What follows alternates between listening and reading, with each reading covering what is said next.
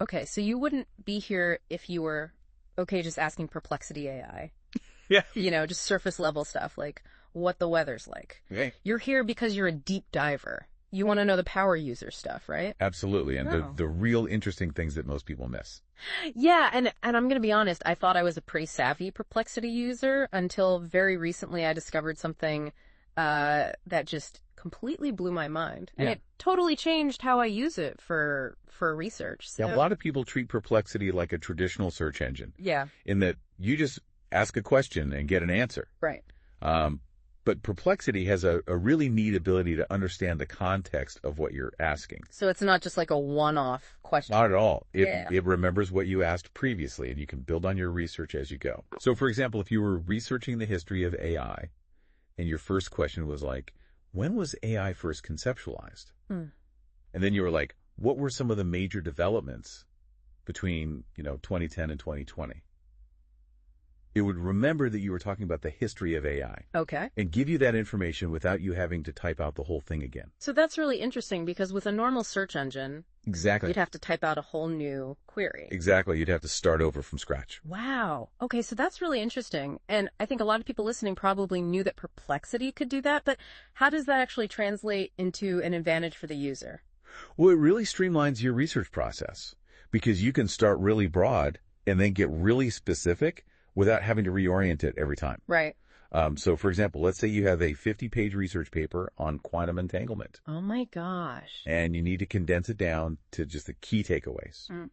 Perplexity can do that for you in a matter of seconds. It can highlight the key findings, any limitations, the author's note, even potential applications of the research.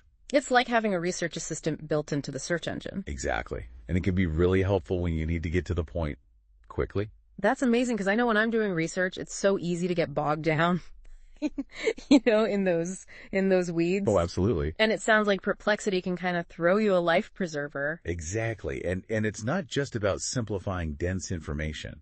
It's about finding exactly what you need quickly and efficiently. Right. When you have a very specific question in mind and you don't want to waste time scrolling through pages of irrelevant results, Oh, yeah. Perplexity allows you to fine-tune your search to get really specific with it so you're only seeing what's relevant to you, Okay. Wow. which could save you a ton of time and frustration in the long run. You know what really takes it to the next level, though? Let's say. When you can take Perplexity outside of just the browser window and integrate it into other stuff that you use every day for your workflow.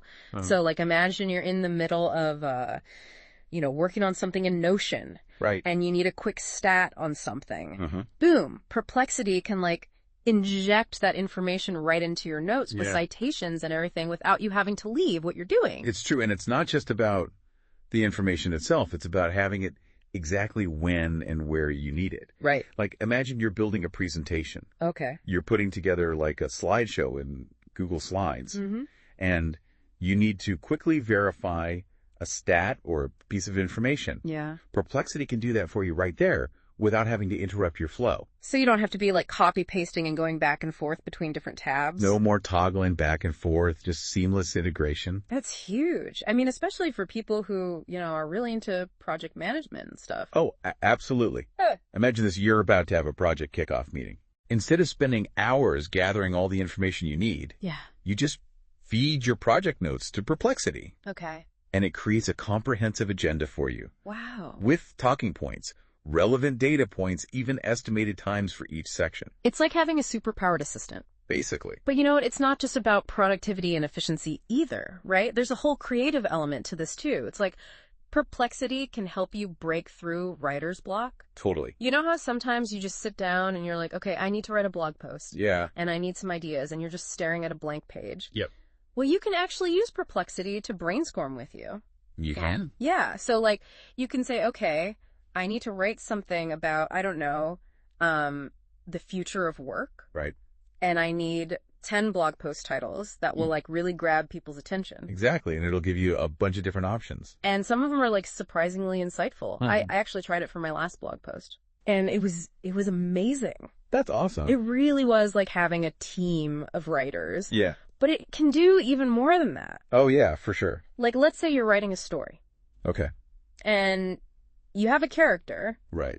but you're kind of stuck on like, You need some backstory. yeah, like what's their deal? What's their motivation? Yeah. You can feed that to Perplexity Interesting. and be like, okay, help me flesh this out. Wow. You know, so it's almost like having a writing partner That's really who cool. can just kind of like bounce ideas off of. I like it. I don't know if you've ever used, one of those AI tools to plan a trip, but I actually have. it's amazing because you just tell it, okay, here's where I want to go. Right. Here's how much time I have. Yeah. And here are my interests, and it will make you an itinerary. Yeah, and it's not just like the typical tourist traps. Yeah. It gives you unique experiences. Like a local. Exactly. Yeah.